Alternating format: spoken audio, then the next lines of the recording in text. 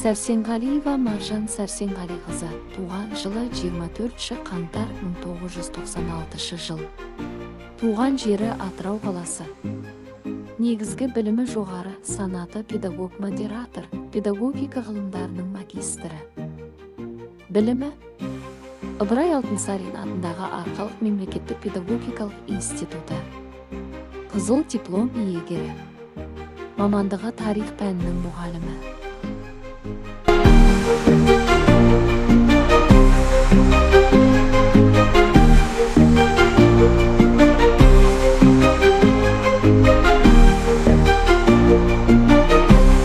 Ұстаз болу жүрекке мәңгі жазылатын ұлы міндет.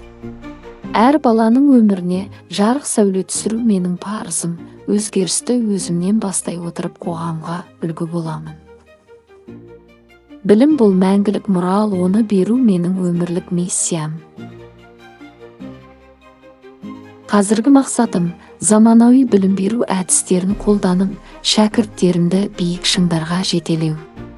Білім саласына жаңашылдық енгізу, шәкірттерімнің табыстарымен ел мақтанышына айналу және еңбегімнің жемісін көру.